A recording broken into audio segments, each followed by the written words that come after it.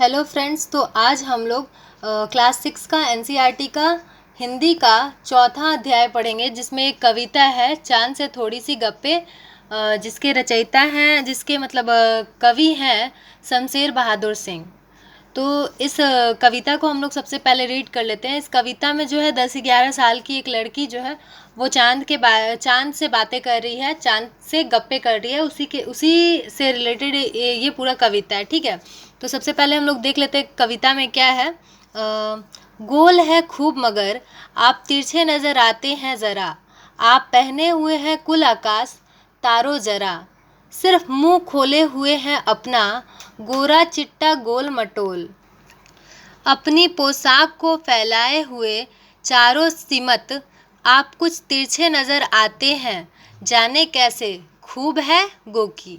वाह जी वाह, हमको बुद्धू ही निरा समझा है, हम समझते ही नहीं जैसे कि आपको बीमारी है।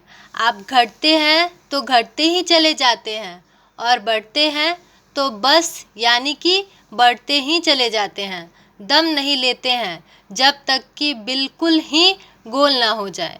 बिल्कुल गोल, यह मर्ज़ आपका अच्छा ही नहीं होने में आता है। तो यह जो है यह कविता है। कविता बहुत छोटी सी है और बहुत प्यारी सी कविता शमशेर बहादुर सिंह जी ने लिखी है। तो अब हम लोग इसका देख लेते हैं कि इसका क्या अर्थ है। यह तो कविता हम लोगों ने पढ़ लिया। तो इस कविता में एक 10-11 साल की लड़की चांद को देखकर उससे बातें करती है, ठीक है। वह चांद को गोल मटोल और गोरा चिट्टा कहती है, लेकिन उसे यह भी लगता है कि चांद तिरछा दिखाई देता है। वह चांद को घटने बढ़ने को एक बीमारी समझती है, ठीक है। वो क्या समझती है कि चांद जो घटता बढ़ता है वह एक क्या है, बीमारी है। लड़की चांद को आकाश रूपी वस्त्र पहने हुए और तारों को उस वस्त्र में जड़े सितारों की तरह देखती है। वह चांद से पूछती है कि वह लगातार घटता बढ़ता क्यों रहता है, ठीक है। तो वो चांद से पूछती है ये सभी चीज़ें।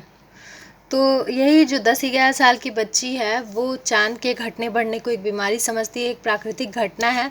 इसी पे शमशेर बहादुर सिंह जी ने ये कविता लिखी है। वो कहती है कि वो बस पूरा आसमान जरा कपड़ा पहने हुए हैं, गोरा चिट्टा है और घटते हैं तो घटते चले जाते हैं, बढ़ते हैं तो बढ़ते चले जाते हैं। हम कोई बुद्धू है नहीं कि हम समझे ना कि आपको कोई बीमारी है। तो यही शमशेर बहादुर सिंह जी ने इस कविता के माध्यम से बताने का प्रयास किया है और इस कविता को लिखा है।